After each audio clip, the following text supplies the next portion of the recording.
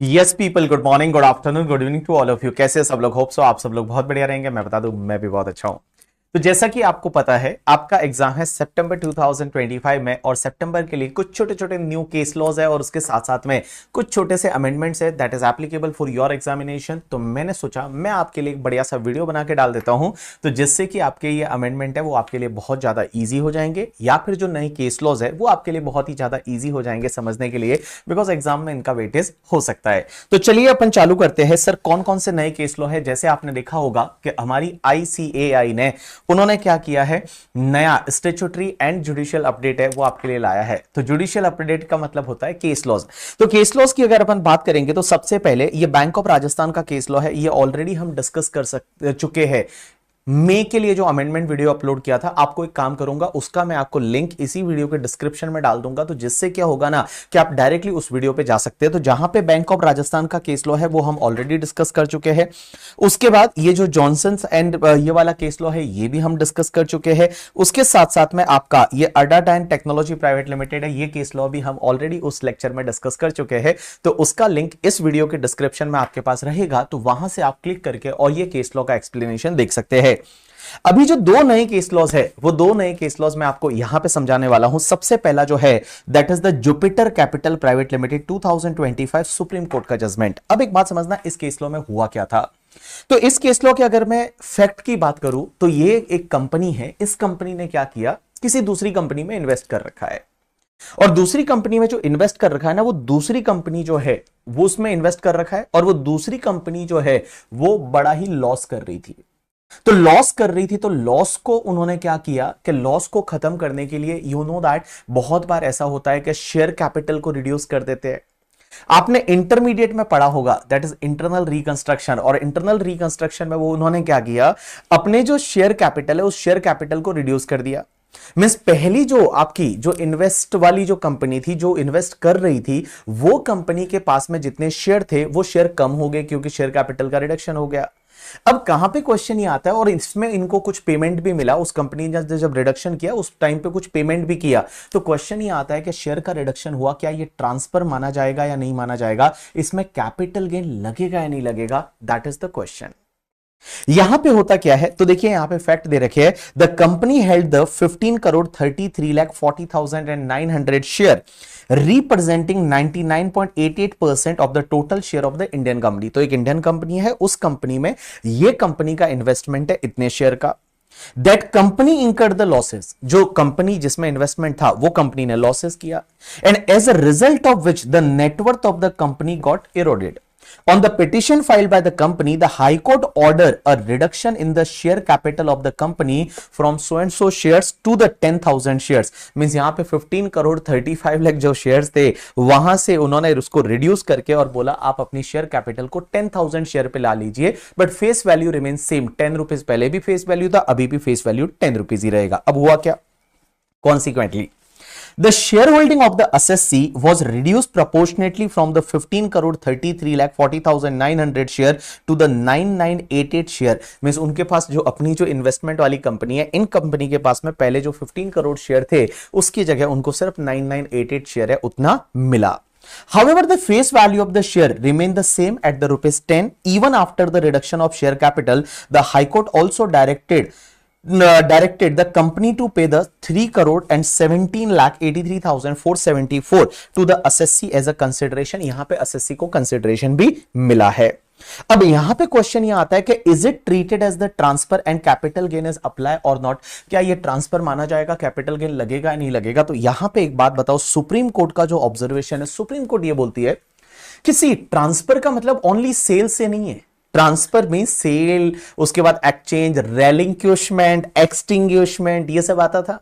तो ये जो है वो एक्सटिंग्विशमेंट में आएगा या नहीं आएगा, राइट आंसर इज, यहां पे सुप्रीम कोर्ट ने बोला है कि yes it will be treated as the extinguishment of the right in the capital asset, and guys it will be treated as the transfer. ये ट्रांसफर माना जाएगा, एंड यहां पे कैपिटल गेन लगेगा, और जो भी कैपिटल गेन या लॉस आता है, करंट केस में उन्होंने जो इन्वेस्टमेंट किया था वो भारी वैल्यू पे किया और जो कंसिडरेशन मिला वो बहुत कम मिला, तो ह्यूज लॉस आया। तो क्या ये लॉस क्लेम कर सकते हैं? Answer is yes, it will be treated as a loss. तो देखिए यहां सुप्रीम कोर्ट का ऑब्जर्वेशन क्या बोलता है।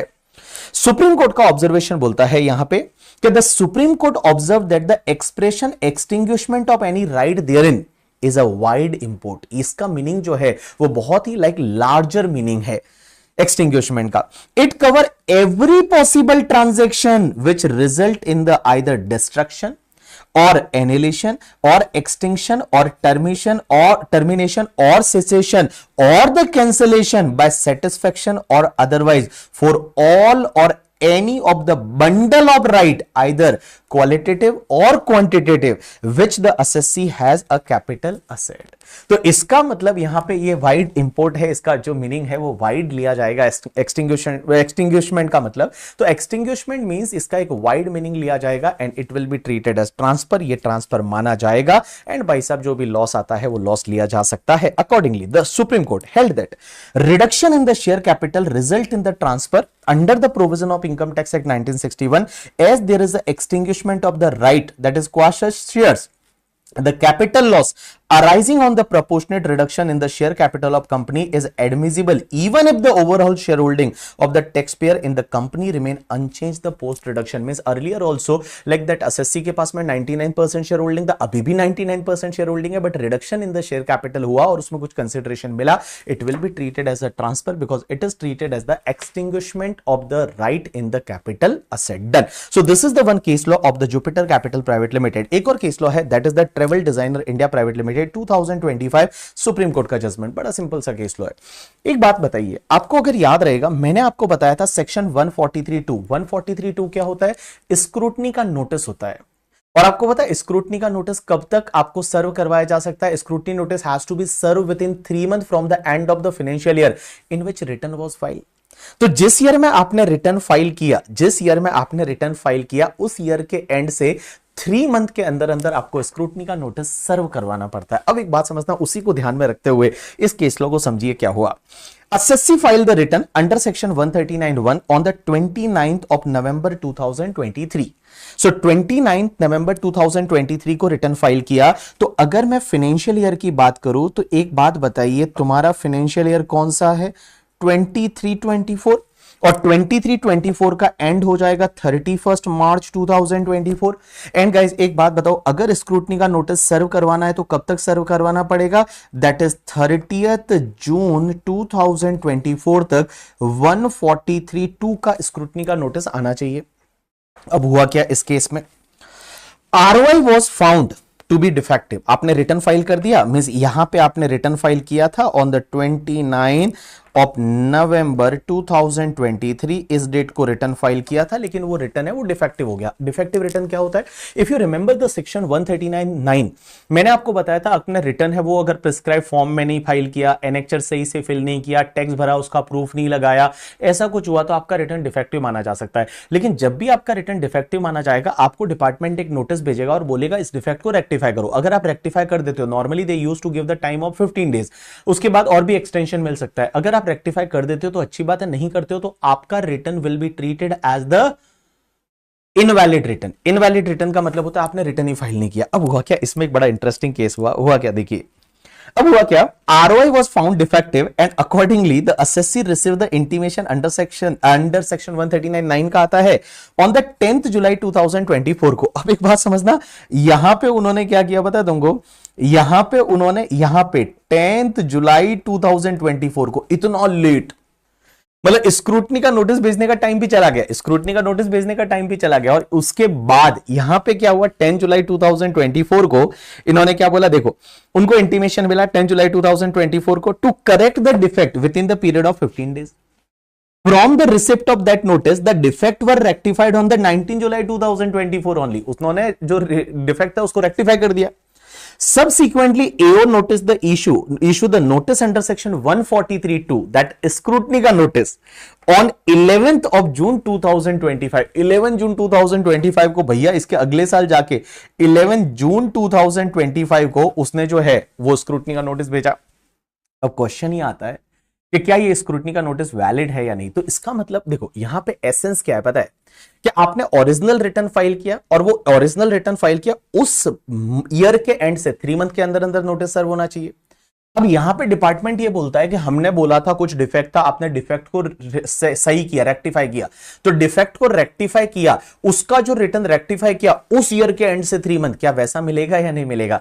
Right answer is no guys, यहां पे भी एसएससी जीत गया, एसएससी जीत जाता है। आप देखोगे मैक्सिमम केसेस ऐसे होते हैं जिसमें एसएससी के पास इतने अच्छे लॉयर, इतने अच्छे चार्टर्ड अकाउंटेंट होते हैं कि एसएससी कहीं ना कहीं जीत ही जाता है। तो हुआ क्या, देखिए आगे यहां क्वेश्चन क्या आया, AO issue the notice on the, AO ने जो नोटिस इशू किया वो कब किया, 11 जून 2025 को।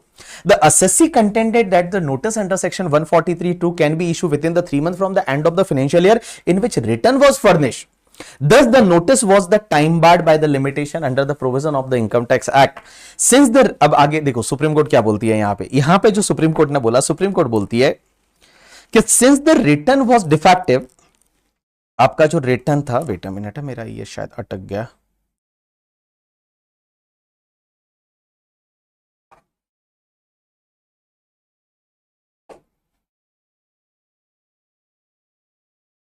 तो सुप्रीम कोर्ट का कहना यहां पे ये है कि since the return was defective the assessee was called upon two remove the such defect which was removed on the 19 July 2024 which is within the time allowed by AO। भाई AO ने जितने दिन दिए तो उतने दिन में हमने रेक्टिफाई कर दिया, इसमें हमारी क्या गलती आगे।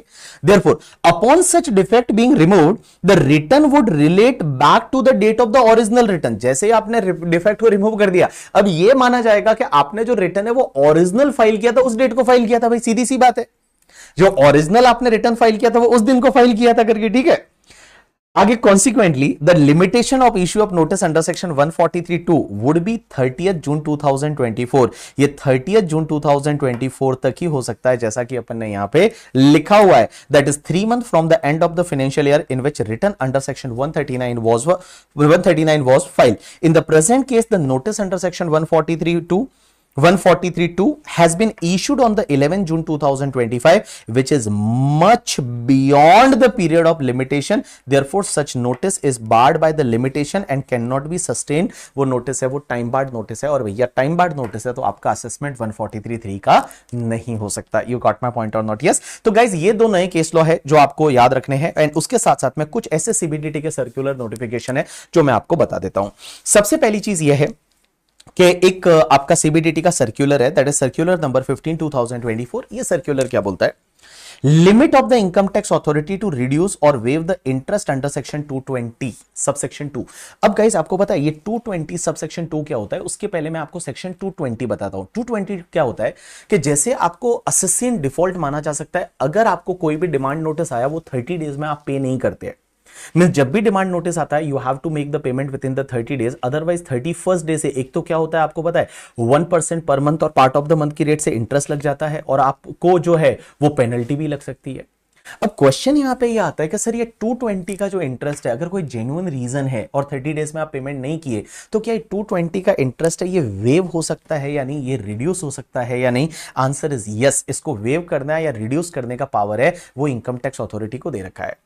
अब ये इनकम टैक्स अथॉरिटी को दे रखा है, कौन सी इनकम टैक्स अथॉरिटी है वो कितना वेव कर सकती है, कितना रिड्यूस कर सकती है, तो उसकी यहां पे लिमिटेशन दे रखी है, और ये लिमिटेशन इस सर्कुलर से उन्होंने दी है। तो देखिए क्या दे रखा है, if the any assessee not paid the demand notice within the period of the 30 days then interest at the rate 1% per month or part of the month is applicable for the delay, this interest can be waived or reduced by the following authority। अगर आपका interest up to 50 lakh rupees है ना तो वो CIT PCIT ही waive या reduce कर सकते हैं। सीआईटी पीसीआईटी का मतलब commissioner of income tax and your principal commissioner of income tax. लेकिन 50 लाख से ज्यादा इंटरेस्ट है अप टू 1.5 करोड़ है, then CCIT and DGIT. CCIT means chief commissioner of income tax and DGIT means that is your director general of income tax. And guys अगर 1.5 करोड़ से भी ज्यादा का इंटरेस्ट है then it can be reduce by the PCCIT, that is principal chief commissioner of income tax. ये बहुत ही बड़ा बंदा होता है तो ये वाला जो है वो रिड्यूस या वेव कर सकता है। चलिए उसके बाद में गाइस एक और जो है दैट इज सेक्शन 44 बीबीसी। आपको पता रहेगा ये पीजीबीपी में मैंने बता रखी है लास्ट सेक्शन, और पीजीबीपी में लास्ट सेक्शन इसमें मैंने आपको ये बता रखा है कि पीजीबीपी में आपको पता है अगर आपको याद रहे तो पीजीबीपी में हमने पढ़ा था कि अगर आप मान लो क्रूज, इंडिया में पता है क्रूज को लेके बहुत ज्यादा ट्रेंड आजकल आ गया है, आपके भी ऐसे फ्रेंड्स वगैरह है कभी जाते होंगे क्रूज पे वगैरह के चलो हम केरला में क्रूज पे घूमने जाते हैं, या आपने देखा होगा आजकल मुंबई से गोवा भी क्रूज चलता है जिसमें वो शाहरुख खान का बेटा पकड़ा गया था, याद आया तुमको? हाँ। तो एक बात समझना, तो क्रूज को लेके इंडियन गवर्नमेंट है वो फॉरेन के जो नॉन रेजिडेंट्स वगैरह है उनको बोला कि आप इंडिया में क्रूज का बिजनेस करो, इंडिया में, क्योंकि टूरिज्म को बढ़ाना चाहते हैं और टूरिज्म में बढ़ाएंगे तो इकोनॉमी अच्छी होगी, लोग बाहर से इंडिया घूमने आएंगे, इंडिया एक सेफ कंट्री होगी, सेफ कंट्री है ही ऑब्वियसली, बट लोगों की नजर में बहुत बार ऐसा रहता है, तो इंडिया का टूरिज्म बढ़ेगा तो बहुत अच्छी चीजें होगी। तो गाइज उसको लेके यू नो दैट जो आपका क्रूज बिजनेस है, क्रूज बिजनेस के केस में एक प्रिजम्पटिव बेसिस टैक्सेशन लाया है और जितना भी पैसा वो क्रूज ऑपरेटर को मिलता है, जो क्रूज चला रहा है करके, क्रूज का जो ओनर है उसको जितना पैसा मिलता है उसका 20% सीधा पीजीबीपी का इनकम बता दो, 20% सीधा पीजीबीपी का इनकम बता दो, लेकिन उसमें कुछ कंडीशंस दे रखी थी वो फुलफिल करनी पड़ेगी। अब वो कंडीशन में ऐसा दे रखा था इट मे बी नोटिफाइड, तो नोटिफाइड में भैया यहां पे नोटिफिकेशन ला लिया है, दैट इज नोटिफिकेशन नंबर 9 2025, और इस नोटिफिकेशन में इन्होंने कुछ कंडीशंस डाली है कि ये कंडीशन सेटिस्फाइड होती है तो ही एसएससी 44 बीबीसी जो है उसमें 20% है वो पीजीबीपी का इनकम आपको बताना है। तो ये बेनिफिट आप तभी ले सकते हैं जब आपको ये कंडीशन सेटिस्फाइड करनी पड़ेगी, ये जो कंडीशन है ये कंडीशन सेटिस्फाइड करनी पड़ेगी। अब एक बात समझना, ये जो कंडीशन सेटिस्फाइड करनी पड़ेगी, कौन कौन सी कंडीशन है? पहली कंडीशन ये है, operate a passenger ship having a carrying capacity of more than 200 passenger, means उसको क्या करना पड़ेगा पता है, ऑपरेट अ पैसेंजर शिप चलाना पड़ेगा, वो पैसेंजर शिप होना चाहिए और उसका जो मिनिमम कैपेसिटी है ना वो 200 पैसेंजर्स का होना चाहिए, मतलब मिनिमम 200 लोगों का तो जगह होनी चाहिए उस क्रूज पे, और the length of the 75 metre और मोर, मींस उसका या तो लेंथ 75 मीटर से उससे ज्यादा होना चाहिए एंड 200 पैसेंजर्स है उसका कैपेसिटी होना चाहिए, that is the first condition. And guys ये जो है ना ये तुम्हारा प्लेजर और रिक्रिएशन पर्पस के लिए होना चाहिए। Having appropriate dining area and cabin facility for the passenger, means passenger के लिए अंदर रेस्टोरेंट डाइनिंग एरिया होना चाहिए, उसके साथ में कैबिन फैसिलिटीज होनी चाहिए। अगर आप कभी क्रूज में जाओगे तो आपको समझ में आएगा थोड़ा बहुत, ठीक है। शादी के बाद जब भी हनीमून वगैरह के लिए प्लान करोगे बाली वाली तो वहां पे क्रूज वगैरह चलते हैं, मैं तो नहीं गया बट तुम तो जा ही सकते हो। अब एक बात समझना, दूसरा पॉइंट क्या बोलता है, दूसरा कंडीशन ये बोलता है कि ऑपरेट सच शिप और शेड्यूल वॉइस और shore excursion touching at least 2 seaport of the India और same seaport of the India twice, और वो जो शिप चलना चाहिए ना वो एटलीस्ट इंडिया के 2 सी पोर्ट्स को टच कर रहा हो, एटलीस्ट 2 सी पोर्ट्स को टच कर रहा हो या सेम सी पोर्ट को टच कर रहा हो ट्वाइस। इसका मतलब क्या हुआ, जैसे मान लो एक शिप चलता है दैट इज गोवा से मुंबई, तो मुंबई का जो पोर्ट है उसको टच कर रहा है, गोवा के पोर्ट को टच कर रहा है, चलेगा? आंसर इज यस, चलेगा। या फिर आपने देखा होगा आजकल कुछ शिप ऐसे चलते हैं जैसे पौंडीचेरी से चलते हैं 2-4 शिप, वो क्या करते हैं पौंडीचेरी से निकलेंगे, वहां से निकले और उसके बाद में वो पानी में ही रहेंगे 3 डेज के लिए, 3 डेज के लिए वो पानी में रहेंगे और उसके बाद वो वापस आ जाएंगे। तो क्या वो वाले शिप भी चलेंगे? आंसर इज यस, क्योंकि एक ही इंडियन पोर्ट को वो ट्वाइस टच कर रहे हैं, तो ट्वाइस टच कर रहे हैं। लेकिन एक बात समझना, या एक ऐसा पोर्ट है जो यहां से लेके, और मतलब आपको सिंपल सी चीज है कि या तो इंडिया के 2 पोर्ट को टच कर रहा है एटलीस्ट वो होना चाहिए, या फिर एक सेम पोर्ट को ट्वाइस टच कर रहा है वो वाला जो है वो शिप होना चाहिए करके, ठीक है। उसके बाद में operate such ship primarily for the carrying of passenger and not for carrying of cargo, cargo नहीं ले जा रहे हो, मतलब नॉट फॉर द, देखो अगर पैसेंजर मेन है और थोड़ा मोटा छोटा मोटा कार्गो ले लिया तो चलेगा, लेकिन उसका जो प्राइमरीली जो फोकस होना चाहिए ना वो कैरिंग ऑफ पैसेंजर होना चाहिए करके, ठीक है। एंड लास्ट कंडीशन क्या है कि operate such ship as per the procedure and guidelines if any issued by the ministry of the tourism and minister of the shipping. So guys ये जो तुम्हारी जो टूरिज्म मिनिस्ट्री है या फिर तुम्हारे शिपिंग मिनिस्ट्री है उनकी और भी कोई गाइडलाइंस वगैरह है तो उसको भी फॉलो करना पड़ेगा। तो कुल मिला के एक बात बताओ, लास्ट वाला तो ठीक है, आपके ये 3 कंडीशन सेटिस्फाइड आपको करनी पड़ेगी अगर आपको इस सेक्शन का बेनिफिट चाहिए। तो पहला, मोर देन 200 पैसेंजर्स होने चाहिए और उसकी जो लेंथ है वो 75 मीटर्स या उससे ज्यादा होने चाहिए, वहां पे डाइनिंग एरिया वगैरह होना चाहिए, अंदर कैबिन्स वगैरह होने चाहिए। उसके साथ में दूसरा कंडीशन ये है कि इंडिया के कोई 2 पोर्ट को वो टच कर रहा है या इंडिया के सेम पोर्ट को ट्वाइस टच कर रहा है करके, ठीक है। एंड उसका मेन पर्पस है वो पैसेंजर को ले जाना होना चाहिए, कार्गो को ले जाना नहीं होना चाहिए, ठीक है। चलिए उसके बाद में एक और छोटी सी नोटिफिकेशन है, दैट इज नोटिफिकेशन नंबर 14 2025। ये क्या होता है गाइस कि अगर मान लो कोई नॉन रेजिडेंट है ना और वो नॉन रेजिडेंट इंडिया में कोई लाइजन ऑफिस बनाता है, लाइजन ऑफिस का मतलब होता है ऐसा ऑफिस जो बेसिकली सिर्फ इंक्वायरी के लिए वगैरह है, या सिर्फ like you can say that the communication channel के लिए उन्होंने एक लाइजन ऑफिस इंडिया में बना रखा है। तो लाइजन ऑफिस अगर कोई नॉन रेजिडेंट का इंडिया में होता है ना, तो उसको क्या करना पड़ता है, इनकम टैक्स डिपार्टमेंट को एक स्टेटमेंट सबमिट करना पड़ता है कि ये हमारा इंडिया में सिर्फ लाइजन ऑफिस है करके, ठीक है। तो उसके लिए वो स्टेटमेंट जो सबमिट करना पड़ता है वो असेसिंग ऑफिसर को सबमिट करना पड़ता है, और उसका टाइम लिमिट दिया है with in 8 month from the end of the financial year. तो जैसे ही फाइनेंशियल ईयर कंप्लीट हो जाता है उसके 8 मंथ के अंदर अंदर ये जो है स्टेटमेंट है वो इनकम टैक्स डिपार्टमेंट को असेसिंग ऑफिसर को सबमिट करना रहता है। तो जैसे आपके लिए आपका फाइनेंशियल ईयर कंप्लीट हुआ 31 मार्च 2025, तो वहां से अगर आप 8 मंथ का टाइम कैलकुलेट करोगे तो अप्रैल मई जून जुलाई अगस्त सितंबर October and November, so basically यहां पे आपका 30 नवंबर 2025 तक है, इस डेट तक स्टेटमेंट सबमिट करना पड़ेगा। Yes people, and the next आपका नोटिफिकेशन है that is related to the HR, that is safe harbour rules. अब एक बात समझना गाइस, ये सेफ हार्बर रूल्स क्या होता है पता है तुमको? मैं आपको थोड़ा पहले बता दूं सेफ हार्बर रूल क्या होता है। अगर आपको याद रहेगा तो जैसे ट्रांसफर प्राइसिंग में हमने एक जगह कॉन्सेप्ट आता है सेफ हार्बर रूल का, और सेफ हार्बर रूल किसको बोलते हैं, 92CB करके सेक्शन होती है। और सेफ हार्बर रूल्स क्या क्या होता है कि अगर आप उतना प्रॉफिट बता देते हो ना, तो डिपार्टमेंट आपके साथ कुछ भी नहीं करेगा, मतलब आपको कभी भी वो ऑब्जेक्ट नहीं करेगा। That is called safe harbour rule. So safe harbour rule is like, जैसे यू नो दैट आपकी आर्म लेंथ प्राइस निकालनी पड़ती है, ये करना पड़ता है, there are method, CUP method, resale price method, cost plus method, TNMM, profit split method transfer pricing में। लेकिन अगर आप अपना प्रॉफिट है वो सेफ हार्बर के हिसाब से बता देते हो, मतलब इतना प्रॉफिट बता देते हो, इतना हमको मांगता है, इतना प्रॉफिट अगर बता देते हो, तो डिपार्टमेंट है वो ऑब्जेक्ट नहीं करेगा। डिपार्टमेंट जो है वो कभी भी उसको ऑब्जेक्ट नहीं करेगा। डिपार्टमेंट बोलेगा ठीक है चलो कोई बात नहीं। अब इसको लेके एक सेफ हार्बर रूल इन्होंने डाला है through the notification, and safe harbour rule is applicable for the 911 का इनकम। 911 क्या होता है, अगर आपको याद रहेगा तो in the non resident taxation हम सेक्शन 91 पढ़ते हैं, that is income deemed to be accrued और arise in India. And income deemed to be accrued और अराइज इन इंडिया, उसमें सबसे पहले 911 में आता है बिजनेस कनेक्शन। अगर बिजनेस कनेक्शन की वजह से कोई इनकम है तो वो इंडिया में डीम्ड टू बी अक्रूड और अराइज इन इंडिया माना जाएगा, और उस पर टैक्स भरना पड़ेगा इंडिया में। अब एक बात समझना, अगर आपको बिजनेस कनेक्शन याद है तो बिजनेस कनेक्शन में हम ये भी पढ़ते हैं कि कुछ चीजें ऐसी होती है जो बिजनेस कनेक्शन की डेफिनेशन में नहीं आएगी। कौन कौन सी? अगर मान लो इंडिया में कोई पर्सन है वो गुड्स को परचेज करता है और उसको एक्सपोर्ट कर देता है। अगर जैसे नॉन रेजिडेंट है उसने इंडिया में क्या किया, कोई ऑफिस सेटअप किया, गुड्स को परचेज करके एक्सपोर्ट कर देता है, तो वो बिजनेस कनेक्शन नहीं माना जाएगा। या फिर अगर न्यूज और व्यूज कलेक्ट करते हैं तो वो बिजनेस कनेक्शन नहीं माना जाएगा।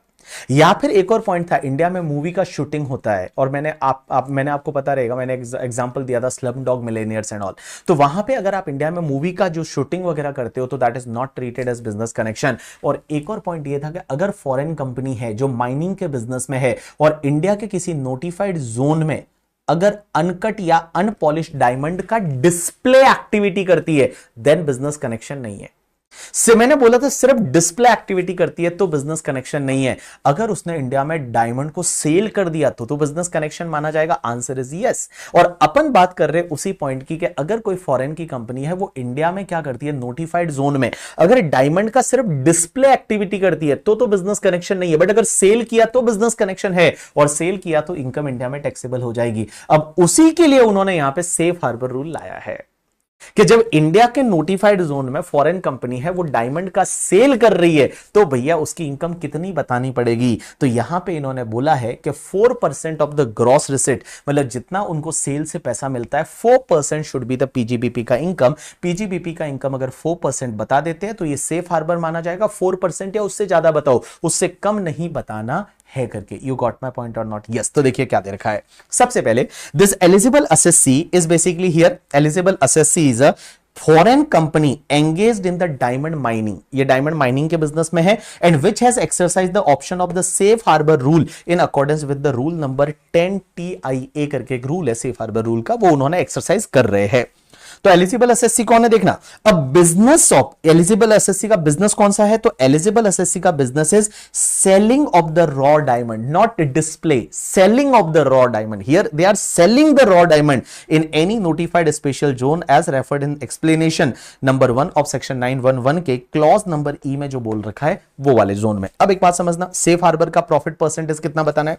तो profit and gain from business and profession that PGBP shall be the 4% और more of the gross receipt from the the such business. And guys gross receipt का मतलब क्या होगा कि डायमंड, जो रॉ डायमंड के सेल करने से जितना भी पैसा रिसीव्ड और रिसीवेबल हुआ है, जितना भी पैसा उनको पेड और पेबल है करके, ठीक है, उसकी टोटल लगा दो, that will be the gross receipt. Gross receipt का 4% मिनिमम है वो सेफ हार्बर बताना है। एंड गाइस एक बात बताऊं, इस पे इस बार आपको एग्जाम में आरटीपी में आपको एक क्वेश्चन भी दे रखा है, जो आपका सितंबर 2025 का आरटीपी है, उसमें इस आरटीपी में आपको पता रहेगा, आरटीपी में there is a question related to the safe harbour rule से रिलेटेड आपको क्वेश्चन भी मिल जाएगा आरटीपी में, और वो इसी कॉन्सेप्ट से रिलेटेड है। तो जब आप देखोगे तो आपको समझ में आ जाएगा। देखिए आगे क्या दे रखा है, एग्रीगेट किसका लेना है, वो percent the amount paid or payable to the assessee or any other person on behalf of the assessee on account of sale of the raw diamond by such eligible assessee, and guys amount received or deemed to be received by eligible assessee or any person on behalf of that assessee for sale of the raw diamond। so raw diamond को cell करने से जितना पैसा received receivable है या जितना paid payable है उसकी टोटल कर दीजिए, उसका 4% एटलीस्ट है वो आपको पीजीबीपी का इनकम बताना पड़ेगा। लेकिन रॉ डायमंड किसको बोलेंगे, तो रॉ डायमंड का मतलब ऐसा डायमंड जो कि अनकट डायमंड है, अनपॉलिश डायमंड है, अनअसोर्टेड डायमंड है, अनवर्क डायमंड है। तो यहां पे रॉ डायमंड का डेफिनेशन दे रखा है, जो मेरे को लगता है आपको याद रखने की जरूरत नहीं। आपको अगर दे रखा है uncut diamond, unassorted diamond, unpolished diamond, that is called raw diamond. लेकिन उसमें कंडीशंस है। कंडीशंस क्या क्या है, where the eligible assessee has exercise the option of the safe harbour rule in any previous year and such option is not declared invalid. मतलब इन्होंने safe harbour rules का आपको ऑप्शन एक्सरसाइज करना पड़ेगा। वो कब तक करना पड़ेगा अभी मैं आपको बताऊंगा कि रिटर्न फाइल करने से पहले करना है या नहीं। अगर आपने वो ऑप्शन को एक्सरसाइज किया और वो ऑप्शन है वो इनवैलिड डिक्लेयर नहीं हुआ, means it is a valid option, तो उस पर्टिकुलर केस में आपको गाइज सेक्शन 30 से लेके 38 के जितने भी एक्सपेंडिचर रहते हैं उसका डिडक्शन नहीं मिलेगा। It is like a presumptive taxation, it is like a presumptive taxation. तो आपको जो सेक्शन 30 से लेके और 38 में जो एक्सपेंडिचर पीजीबीपी में अलाउ होते हैं वो अलाउ नहीं होंगे, ये मान लिया जाएगा, it is deemed to be allowed. लेकिन आपको पता रहेगा WDV you have to calculate, ये अपन ने पहले भी प्रिजम्पटिव टैक्सेशन में भी पढ़ा था, आपको डब्ल्यूडीवी कैलकुलेट करते रहना पड़ेगा। तो डब्ल्यूडीवी जो है वो WDV you have to calculate, आपको एवरी टाइम डब्ल्यूडीवी कैलकुलेट करते रहना पड़ेगा, और ऐसा माना जाएगा depreciation deemed to be allowed हो चुका है। उसके बाद तीसरा पॉइंट क्या बोलता है, no set off unabsorbed depreciation or carried forward losses under section 72(1) shall be allowed to the assessee। भैया आपके जो भी पुराने unabsorbed depreciation है या फिर carry forward losses है उसका आप इसके सामने सेट ऑफ नहीं ले सकते।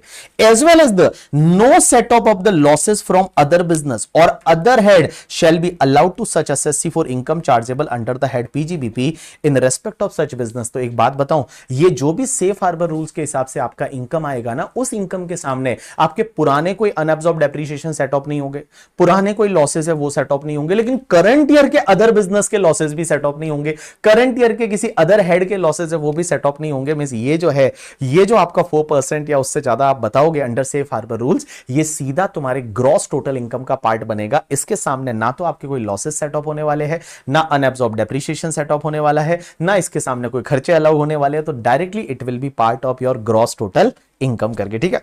अब लेकिन क्वेश्चन ये आता है कि अगर आप सेफ हार्बर रूल्स ले लेते हैं तो आपको टीपी के प्रोविजन लगेंगे या नहीं। तो टीपी में देखो यहां पे provision of section 92D relating to the maintenance and keeping furnishing information document and section 92E जिसमें चार्टर्ड अकाउंटेंट का वो रिपोर्ट आता है करके, ठीक है। चार्टर्ड अकाउंटेंट का टीपी ट्रांसफर प्राइसिंग से रिलेटेड रिपोर्ट आता है। Submission of the report from chartered accountant in respect of international transaction share apply, means आपको डॉक्यूमेंटेशन बनाना पड़ेगा, एज वेल एज द आपको जो सीए का रिपोर्ट लगता है वो तो आपको लेना ही पड़ेगा करके, ठीक है। And if the eligible assessee enter into such transaction while carrying on the eligible business, तो आप ये एलिजिबल बिजनेस कर रहे हो, that sale of the raw diamond in the notified zone वो कर रहे हो, लेकिन वहां पे अगर आपकी रिलेटेड पार्टी वगैरह है, ट्रांसफर प्राइसिंग लग रहा है, तो ट्रांसफर प्राइसिंग के डॉक्यूमेंट्स आपको बनाने ही पड़ेंगे, और ट्रांसफर प्राइसिंग में जो सीए का ऑडिट रिपोर्ट सबमिट करना पड़ता है वो आपको करना ही पड़ेगा। लेकिन सर हमको ये वाला ऑप्शन एक्सरसाइज कब तक करना है सेफ हार्बर रूल्स का, तो देखिए क्या दे रखा है, assessee has to furnish the form number 3CFC complete in all aspect to the AO before furnishing the ROI under section 139 for the relevant previous year for exercising the option of safe harbor.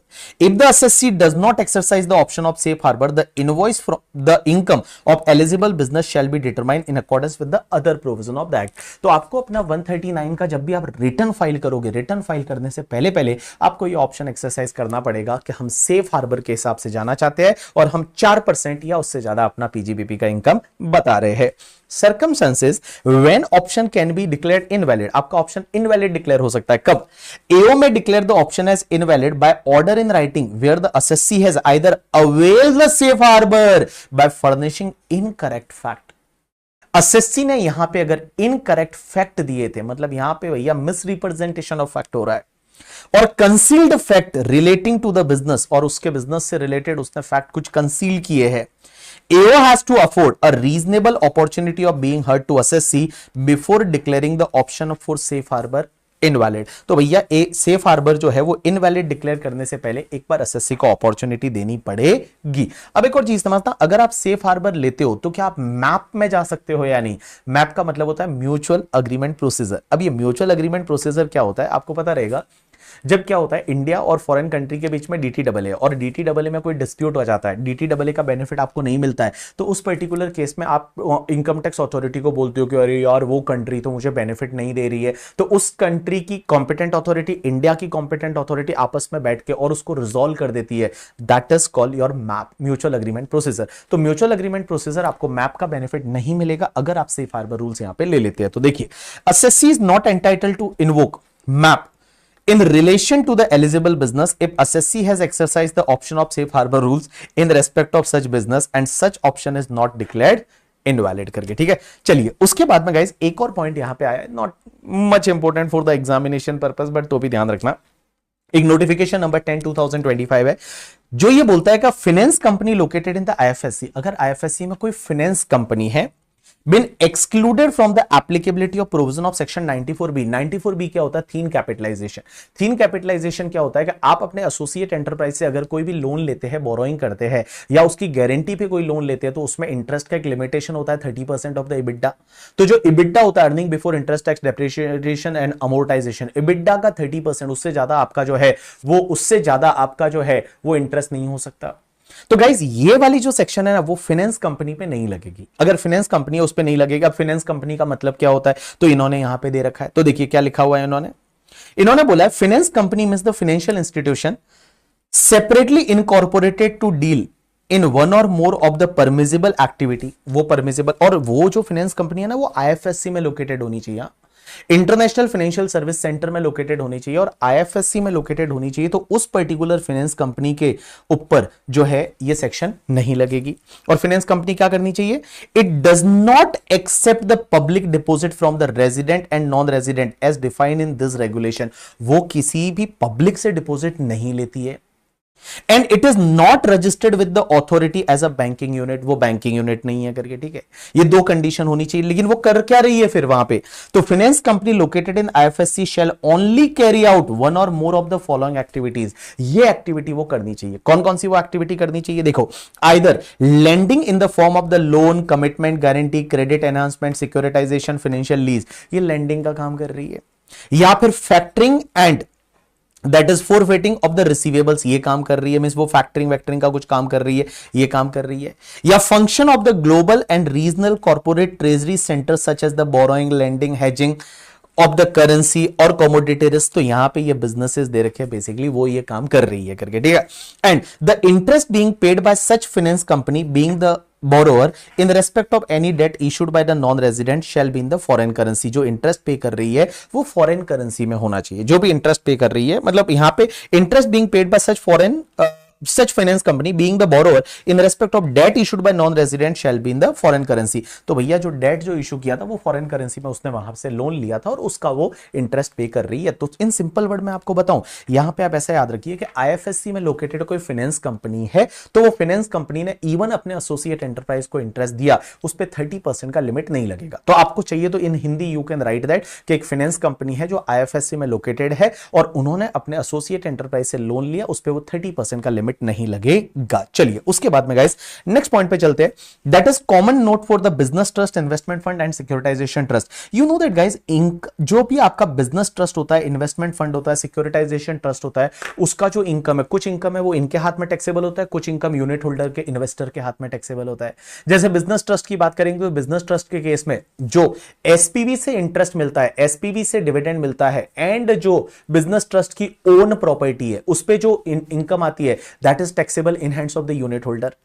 And बाकी वाला जो income है वो business trust के हाथ में taxable होता है। इन्वेस्टमेंट फंड के केस में बिजनेस का इनकम है, पीजीबीपी का इनकम है, वो बिजनेस इन्वेस्टमेंट फंड के हाथ में टैक्सेबल होता है, बाकी सब इनकम यूनिट होल्डर के हाथ में टैक्सेबल होता है। तो यूनिट होल्डर को कैसे पता चलेगा कितना इनकम हुआ है, क्या हुआ है? तो हर साल पता है आपको, business trust, investment fund, securitisation trust है, वो यूनिट होल्डर को एक स्टेटमेंट फाइल करते हैं और वो उस स्टेटमेंट में बताते हैं कि भैया तुम्हारा इनकम कौन से हेड का कितना है, वो स्टेटमेंट कब तक फाइल करना पड़ता है, और इनकम टैक्स अथॉरिटी को भी फाइल करना पड़ता है। गाइस पहले उसका डेट है ना वो कुछ अलग हुआ करता था, अब उन्होंने चेंज करके किया है और ये नोटिफिकेशन ये बोलता है कि भैया बिजनेस ट्रस्ट है, इन्वेस्टमेंट फंड है, सिक्योरिटाइजेशन ट्रस्ट है, उनको अपनी इनकम का ब्रेकअप वगैरह है वो देना पड़ेगा। और वो यूनिट होल्डर इन्वेस्टर को कब तक देना पड़ेगा? 30th June of the end of the financial year. So financial year जैसे ही एंड हुआ उसके 30th जून तक फाइल कर दो। किसको? इन्वेस्टर को, यूनिट होल्डर को, जिससे कि इन्वेस्टर अपना रिटर्न फाइल कर पाए in the month of the July. And guys ये इनकम टैक्स अथॉरिटी को फाइल करना पड़ेगा up to the 15th of the June. अब एक बात समझना, यहां इन्वेस्टमेंट फंड के केस में तो 15 जून पहले से था, लेकिन बिजनेस ट्रस्ट और सिक्योरिटाइजेशन ट्रस्ट के केस में यहां 30th नवंबर हुआ करता था। And that 30th November date now change to the 15 June. तो भैया 15 जून तक किसको सबमिट करना पड़ेगा? इनकम टैक्स अथॉरिटी को। एंड 30th जून तक किसको सबमिट करना पड़ेगा? इन्वेस्टर या यूनिट होल्डर को। चलिए डन। उसके बाद में गाइस एक और पॉइंट जो है that is related to the एक नोटिफिकेशन 123/2024 है, that is section 194 N shall not apply. 194 N TDS का क्या होता है? बैंक से नोट निकालते हैं और बैंक से जब आप नोट निकालते हैं और अगर वो 1 करोड़ से ज्यादा है तो आपको 2% की रेट से टीडीएस काटता है। अब एक बात समझना, ये वाली सेक्शन नहीं लगेगी किस पे? जो फॉरेन रिप्रेजेंटेशन होते हैं duly approved by the ministry of external affair. तो जो एक्सटर्नल अफेयर में जो फॉरेन डिप्लोमेट्स वगैरह होते हैं करके, ठीक है, फॉरेन यूनाइटेड नेशन की एजेंसीज वगैरह होती है, उस पर यह सेक्शन नहीं लगेगी। तो आपको चाहिए तो इसको रीड कर लेना और नहीं चाहिए तो कोई बात नहीं, कोई याद रखने की जरूरत नहीं है एग्जामिनेशन पर्पस के लिए। चलिए उसके बाद एक लास्ट अमेंडमेंट है, this is related to the compounding of the offences. Yes people, now guys next एक गाइडलाइंस आई है that is related to the compounding of offence, और ये सर्कुलर नंबर 4 2025 ये अभी आया है, that is on the 17 of October 2024 को ये गाइडलाइंस आया। अब ये क्या होता है? कंपाउंडिंग ऑफ ऑफेंस किसको बोलते हैं पता है आपको? कंपाउंडिंग ऑफ ऑफेंस का मतलब होता है कि अगर आपने कोई ऐसा ऑफेंस कर दिया, ऑफेंस में क्या हो सकता है, जैसे आपने टीडीएस काटना था, टीडीएस नहीं काटा, या फिर आपको जो टैक्स पे करना था आपने टैक्स पे नहीं किया, तो उसमें क्या होता है ना, आपको पता रहेगा अपना एक टॉपिक है that is the penalty and prosecution. और पेनल्टी और प्रोसिक्यूशन में वहां पे जेल होती है, जेल भी दे रखी है कि आपको जेल हो सकती है and all, that is penalty and prosecution में। तो वहां पे जो प्रोसिक्यूशन होती है ना, जेल में आपको पकड़ के ना डाले, उसके लिए आप एक काम करो, कुछ पैसा देके और छूट जाओ, कुछ पैसा दो, कुछ मनी दो, अपना जो ऑफेंस किया है उसको कंपाउंडिंग करा दो। अगर आप कंपाउंडिंग करा देते हो तो आपको पैसे से जो पैसा दे दो आपको जेल नहीं होगी, that is called compounding of offence. अब इसको लेके है ना, पहले कोई गाइडलाइंस हुआ करती थी, अब ये रिवाइज्ड गाइडलाइंस आई है। अब आप बोलोगे सर पहले गाइडलाइंस क्या होती थी वो तो बता दो। मैं बताऊं, ऐसे भी उसको नहीं पढ़ते थे, ठीक है। अब ये रिवाइज गाइडलाइंस आई है, क्या हमको ये पढ़नी पड़ेगी? Answer is yes. थोड़ा बहुत आपको ध्यान होना चाहिए, बिकॉज अगर एग्जामिनर कहीं क्वेश्चन पूछ ले तो फिर आपको तकलीफ ना आए, इसके लिए मैं आपको ये सिखाने वाला हूं, that is the compounding of offence से रिलेटेड गाइडलाइंस। अब एक बात समझना, यहां पे मैकेनिज्म क्या होता है? कंपाउंडिंग ऑफ ऑफेंस बोलते किसको? आपने कहीं ना कहीं लॉ में पढ़ा होगा, और ये लॉ में तो ऐसा होता है, हर लॉ में ऐसा होता है कि आप जो ऑफेंस करते हो उसको कंपाउंडिंग करा सकते हो। तो देखो कंपाउंडिंग ऑफ ऑफेंस किसको बोलेंगे यहां पे? ऐसा mechanism where the defaulter is deprived by the major legal consequences by affording him to opportunity to pay the certain sum of money to escape prosecution. The specified offense can be compounded by the competent authority either before or after the initiation of the proceedings। तो जो आपके जो prosecution से related जो proceeding होती है उसके initiate होने से पहले या उसके इनिशिएट होने के बाद भी आप कंपाउंडिंग करा सकते हो। एंड इनकम टैक्स में जितने भी ऑफेंस है, all offence under the income tax act 1961 is compoundable. तो जितने भी इनकम टैक्स एक्ट में ऑफेंसेस है वो सब आप जो है वो कंपाउंडिंग करा सकते हो। अब एक बात समझना, क्वेश्चन ये आता है कि सर एक बात बताइए, this guidelines is applicable from the 17 17 October 2024. What about the application which was made under the earlier guidelines? तो जो पहले जो गाइडलाइंस था उसके अंदर जो एप्लीकेशन किया हुआ है उसका क्या करना पड़ेगा? क्या उसको विड्रॉ करना पड़ेगा या क्या करना पड़ेगा? यहां पे सीबीडीटी बोलती है नहीं, पुराना वाला एप्लीकेशन आपको विड्रॉ करने की जरूरत नहीं है, वो यही माना जाएगा ऑन द 17 अक्टूबर 2024 है, उस डेट को आपका जो भी एप्लीकेशन पेंडिंग है वो यही माना जाएगा कि आपने न्यू गाइडलाइंस में आपने एप्लीकेशन किया है एंड भैया वो न्यू गाइडलाइंस के अकॉर्डिंगली आपका कंपाउंडिंग हो जाएगा। तो देखिए क्या दे रखा है, revised guidelines are applicable on the application pending before the issuance of this guidelines. The applicant whose application are pending on 17 October 2024 are not required to file a fresh application or pay any fresh application charges. तो वापस से आपको fresh application वगैरह file करने की जरूरत नहीं है। अब एक और बात समझना, अगर कोई पुराना गाइडलाइंस में एप्लीकेशन था वो आपका रिजेक्ट हो गया था, तो रिजेक्ट हो गया तो क्या नए गाइडलाइंस में आप वापस एप्लीकेशन कर सकते हैं? आंसर इज यस, आप कर सकते हैं। तो देखिए क्या दे रखा है, old application was rejected, can apply as per the new guidelines? Answer is yes. In case of the rejection was solely on account of the conviction without examination of the merits as per any of the earlier guidelines, such application can reapply in terms of the revised guidelines. आप revised guidelines में जो है वो आप apply कर सकते हैं। अब एक और चीज समझना, कंपाउंडिंग एप्लीकेशन किसको करना पड़ेगा? हमारे जो भी कंपाउंडिंग करेगा कौन, क्या आपको जेल नहीं होगी उतना पैसा दे दो, वो करेगा कौन? तो कंपाउंडिंग एप्लीकेशन आपको किसको करना पड़ेगा? तो समझने की कोशिश करना, an application for compounding is to be made to the jurisdictional PCCIT, principal chief commissioner of income tax, और CCIT chief commissioner of income tax, और PDGIT principal director general of income tax, और DGIT director general of income tax. तो जो बड़े बड़े officer रहते हैं, top level के officer in the income tax department, वो कौन होते हैं? सीसीआईटी, पीसीसीआईटी, डीजीआईटी, पीडीजीआईटी, उनको एप्लीकेशन करना पड़ेगा। ये लोग आपके कॉम्पिटेंट अथॉरिटी रहेंगे कंपाउंडिंग के लिए। और कब एप्लीकेशन करना है? Any time after the offence is committed. आपने ऑफेंस कमिट कर दिया उसके बाद आप कभी भी एप्लीकेशन कर सकते हैं, irrespective of whether it's comes to the notice of the department और नॉट। डिपार्टमेंट के नोटिस में आया या नहीं आया, आपने ऑफेंस किया, आप एप्लीकेशन कर सकते हैं। उसके बाद the compounding application may be filed for the offense pertaining to the one financial year in case of the taxpayer, or quarter in case of the tax deductor, or for multiple years or quarter. The compounding application filed for multiple years or quarter are referred as the consolidated compounding application. अब एक बात समझना, आपने कोई offence है वो एक ही साल किया है तो उसके लिए आप एप्लीकेशन कर सकते हैं। Answer is yes. लेकिन सर अगर मान लो कंपाउंडिंग हम तो जो है हर साल कर रहे हैं, हमने 4 साल तक डिफॉल्ट किया है, या जैसे मान लो फॉर एन एग्जांपल आपने क्या किया पता है, टीडीएस ही नहीं काटा है और वो 3-4 क्वार्टर तक आपने टीडीएस नहीं काटा, तो क्या सबका एक साथ में कंपाउंडिंग करा सकते हैं? Answer is yes. और उस एप्लीकेशन को आपका जो बोला जाएगा that is the consolidated compounding application बोला जाएगा। अब क्वेश्चन ये आता है कि सर एक बात बताइए, हम जब एप्लीकेशन करेंगे हमको कितना फीस देना पड़ेगा? मींस हमको एप्लीकेशन फीस तो देना पड़ेगा, तो आपको एप्लीकेशन फीस देना पड़ता है। Non refundable compounding application fees है वो 25,000 है for the single compounding application. Means एक एप्लीकेशन ही कर रहे हो तो भैया 25,000 है। लेकिन अगर मान लो कंसोलिडेटेड कंपाउंडिंग एप्लीकेशन है, कंसोलिडेटेड कंपाउंडिंग एप्लीकेशन क्या होगा कि जब आपका मल्टीपल ईयर्स के लिए, मल्टीपल क्वार्टर के लिए अगर मान लो आपने ऑफेंसेस किए हैं तो वहां पे कंपाउंडिंग जो होगा उसकी जो एप्लीकेशन जाएगी, जो कंसोलिडेटेड कंपाउंडिंग एप्लीकेशन है उसका फीस है वो आपका 50,000 रुपीज है और ये आपका नॉन रिफंडेबल है। तो 25,000 50,000 है ये आपका नॉन रिफंडेबल है। इवन आपकी एप्लीकेशन को रिजेक्ट कर दिया जाता है तो भी आपको नॉन रिफंडेबल है, रिफंड नहीं मिलेगा। लेकिन अगर आपकी एप्लीकेशन एक्सेप्ट होती है तो उसके बाद में क्या होगा आपका पता है, कंपाउंडिंग चार्जेस डिसाइड होगा।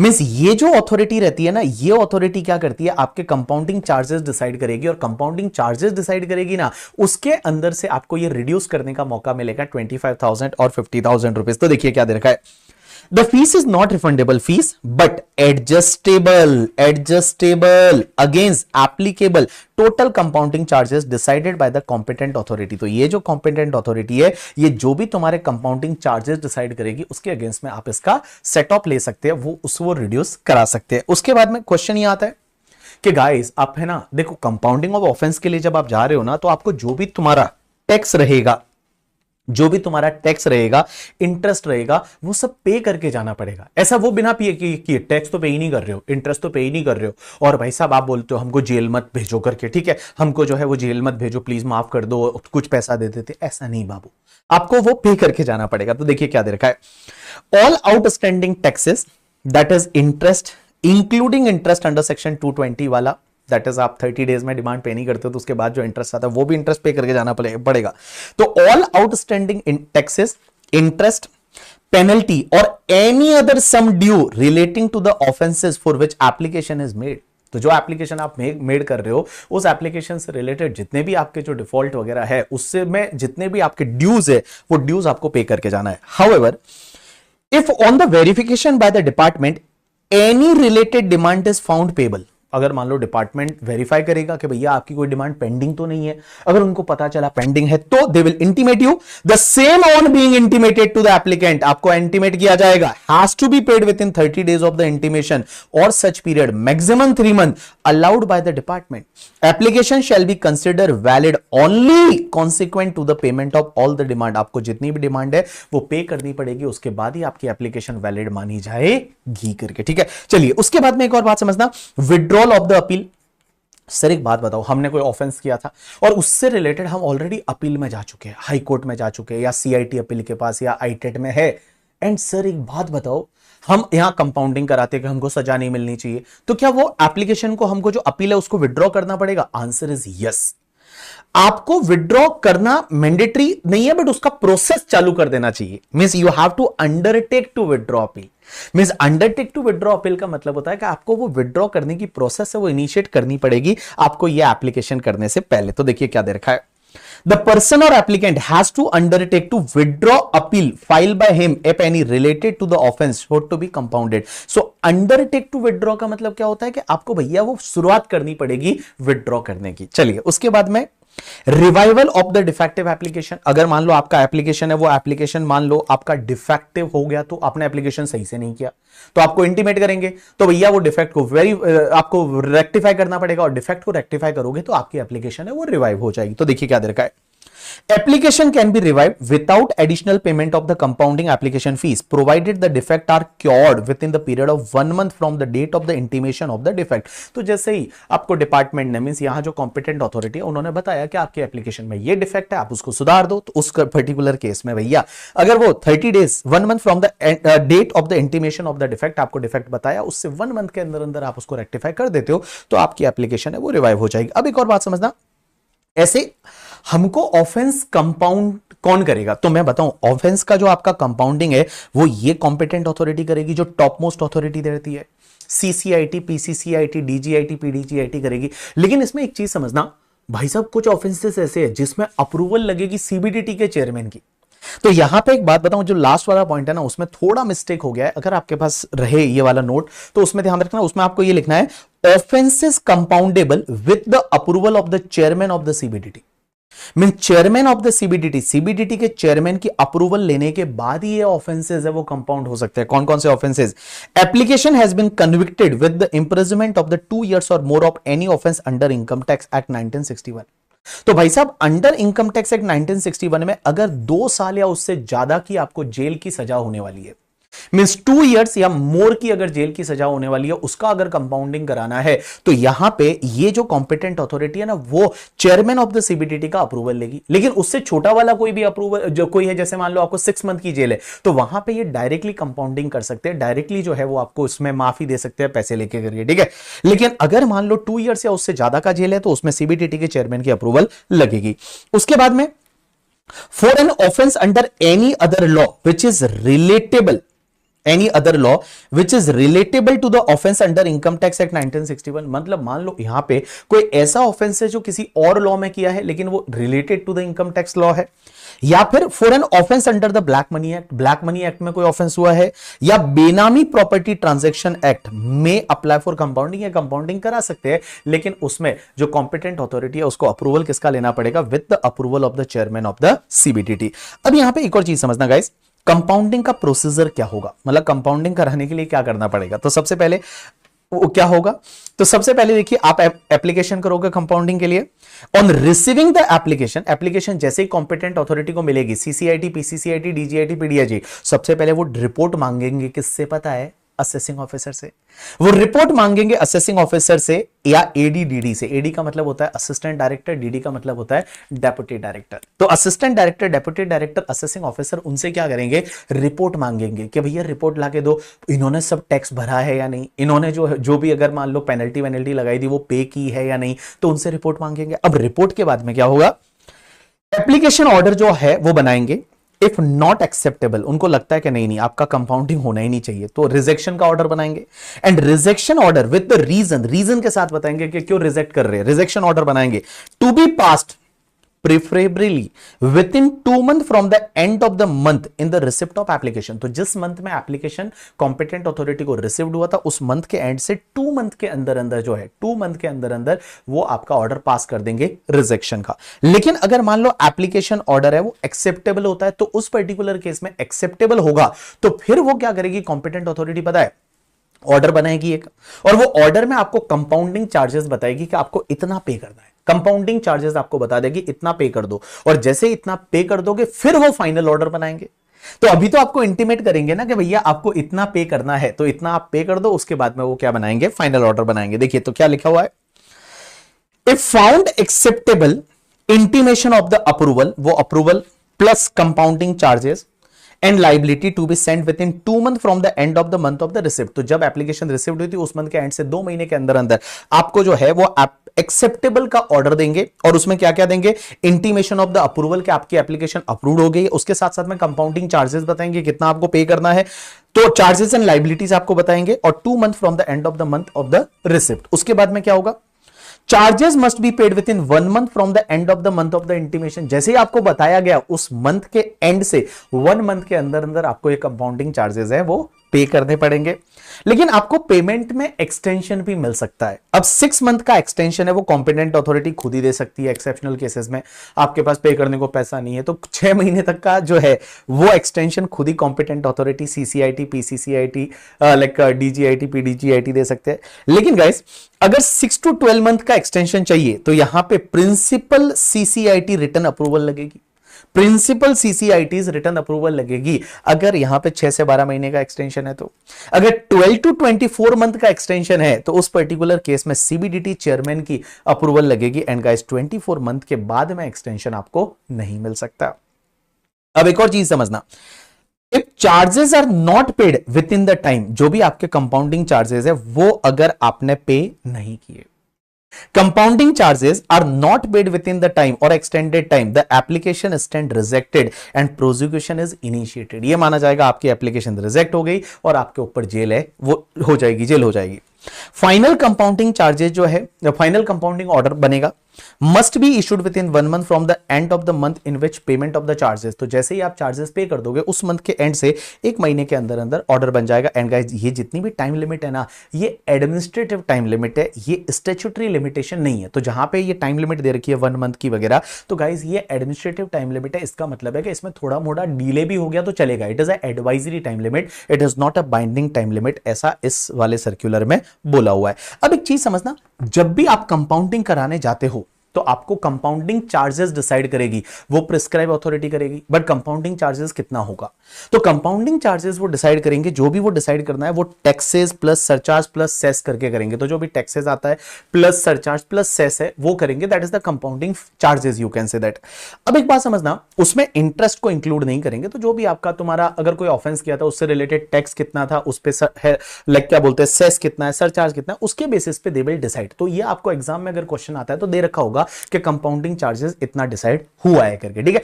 अब एक बात समझना, ये कंपाउंडिंग चार्जेस है, अगर आपने पहली बार डिफॉल्ट किया है तो भैया उस केस में नॉर्मल चार्ज लगेगा। लेकिन अगर आपने सेम ऑफेंस सेकंड टाइम किया तो आपका 1.2x हो जाएगा, थर्ड टाइम किया तो 1.4x हो जाएगा, फोर्थ टाइम किया तो 1.6x हो जाएगा, 5 टाइम सेम ऑफेंस आपने किया तो 1.8 टाइम्स हो जाएगा। एंड गाइस अगर आपने यहां पे 6th टाइम किया तो फिर आपका 2x हो जाएगा। तो ऐसे सो ऑन ऐसे बढ़ता रहेगा। अब एक और चीज समझना, new offence type charges as per normal rate. अगर आपने कोई नया ऑफेंस किया है, पुराना वाला नहीं, नया ऑफेंस किया है तो उस पर नॉर्मल चार्ज लगेगा करके, ठीक है। फिर वो नया ऑफेंस वापस अगर कर दिया तो 1.2 times, 1.4 times, 1.6 time, 1.8 times, 2 time, ये ऐसे चलता रहेगा करके, ठीक है। अब एक बात समझना, लेकिन जो ओल्ड एप्लीकेशन है, जब ये गाइडलाइंस आने से पहले अगर आपने ओल्ड एप्लीकेशन की थी तो तो ओल्ड एप्लीकेशन अगर आपने की थी तो वो माना जाएगा वो तुम्हारी फर्स्ट एप्लीकेशन थी, उसमें अगर आपने कंपाउंड कराया था या उसमें रिजेक्शन हुआ था तो that will be treated as your first application करके, ठीक है। तो देखिए, all application file under the earlier guidelines count as the first application. अगर आपने लेट एप्लीकेशन किया तो लेट एप्लीकेशन अगर आपने किया if filed after 12 month of the prosecution complain file, आपके खिलाफ प्रोसिक्यूशन जेल के लिए कंप्लेन फाइल हो गई और उसके 12 मंथ के बाद अगर आपने एप्लीकेशन किया after 12 month of the prosecution complain file, तो जो भी आपका ये चार्जेस आएगा, ये चार्जेस मल्टीप्लाई बाय 1.2 1.4 1.6 तो हो गई, बट उस पर और 50% आपको एक्स्ट्रा चार्ज है वो आपका लग जाएगा। अब एक बात समझना, यहां पे मैंने एक एग्जांपल दिया है कि भैया एग्जांपल से आपको समझ में आ जाएगा कि अगर आपका ये फर्स्ट टाइम चार्ज कितना लगेगा, अगर सेम ऑफेंस आप सेकंड टाइम करते हो तो क्या होगा, थर्ड टाइम करते हो तो क्या होगा। तो देखो, आपने एक एप्लीकेशन 2021 में किया था, आपने ऑफेंस किया था 276 बी का ऑफेंस जो कि फाइनेंशियल ईयर 12-13 से रिलेटेड था और आपने ये कंपाउंडिंग करा दिया था। अब यहां पे रेट नहीं लगेगी ना, ये तो पुराने गाइडलाइंस के हिसाब से, अपने को पता नहीं तो पुराने गाइडलाइंस के हिसाब से हुई। अब एक बात समझना, ये एप्लीकेशन है, इसमें 276C1 का आपका ऑफेंस था, कोई बात नहीं, ये भी कंपाउंड करा दिया था, ये पुराने लॉ के हिसाब से। थर्ड एप्लीकेशन 2023 में 276B के लिए किया था, फाइनेंशियल ईयर 13-14 का, आपका ये एप्लीकेशन रिजेक्ट हो गया था, ये भी आपने पुराने वाले में था, कोई दिक्कत नहीं। अब एक बात समझना, 17 सितंबर 2024 को आपने एक एप्लीकेशन किया 276D का ऑफेंस को कंपाउंड कराने के लिए और ये आपकी पेंडिंग है, तो पेंडिंग है इसका मतलब ये माना जाएगा ये पहली बार फर्स्ट ऑफेंस हो रहा है इस सेक्शन में। अब एक बात समझना, इस पे जो आपको कंपाउंडिंग चार्जेस लगेगा वो नॉर्मल रेट से लगेगा, जो भी वो डिसाइड करेंगे वो नॉर्मल रेट से लगेगा।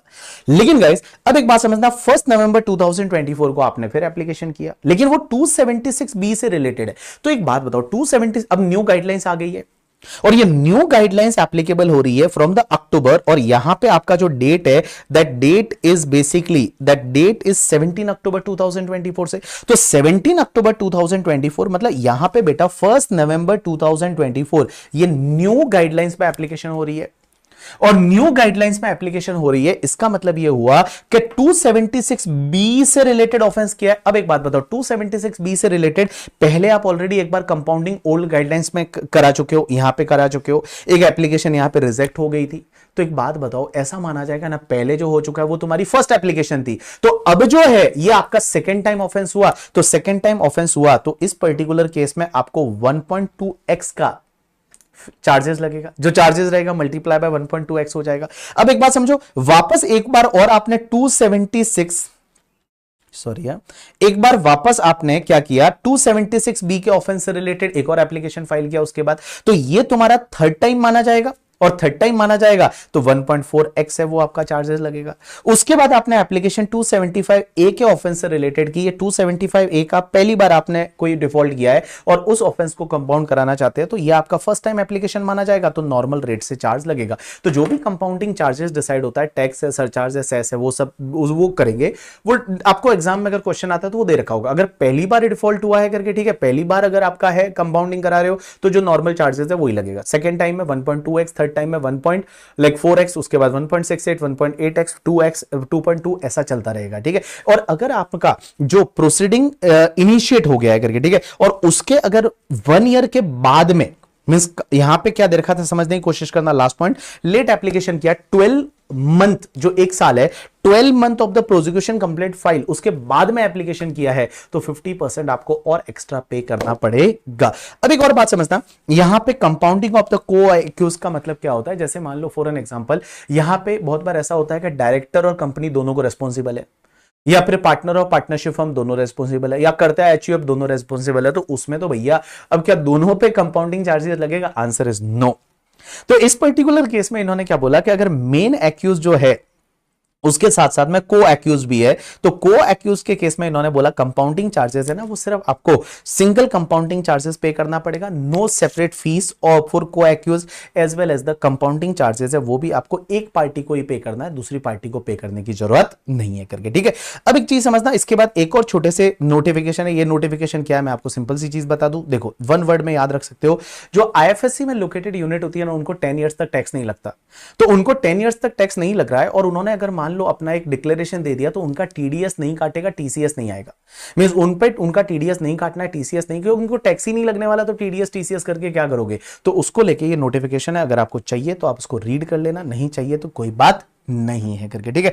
सो गाइस यहां पे मैं आपको बताऊं ना, ये आपके notification circular as well as the new case laws थे। केस लॉस आपको दोनों बहुत अच्छे से याद रखने हैं, उसके साथ साथ में ये जो गाइडलाइंस वगैरह है, इसमें एक तो ये वाला याद रख लेना, दैट इज 44 बीबीसी वाला जो क्रूज वाला है वो याद रखोगे। उसके साथ साथ में सेफ हार्बर रूल्स याद रखना ना 4%, क्योंकि आरटीपी में क्वेश्चन आया तो मेरे को लगता है एग्जाम में भी आ सकता है। और ये जो ऑफेंस से रिलेटेड है ना, ये ऑफेंस से रिलेटेड जो तुम्हारा है कंपाउंडिंग ऑफ ऑफेंस, एक बार इसको आप रीड कर लेना, एक बार आप इसको रीड कर लेना, कभी कोई अगर छोटा मोटा एमसीक्यू वगैरह आ गया तो आपका हो जाएगा, ठीक है। So guys this is all about your amendment applicable for the September 2025 examination CA final. और जो सीएमए फाइनल वाले हैं और उनका एग्जाम अगर दिसंबर 2025 में है तो आपके लिए ये अमेंडमेंट्स है, ये एप्लीकेबल है। तो मैंने आपको ये वाली फाइल कहां मिलेगी, टेलीग्राम ग्रुप में डाल रखी है। उसके साथ साथ में आप वेबसाइट पे जाएंगे, bbvirtuals.com पे जाने के बाद bbvirtual.com पे फ्री रिसोर्सेज में जाएंगे तो आपको ये वाले नोट्स है वो आपको मिल जाएंगे, ठीक है। चलिए all the best for your examination.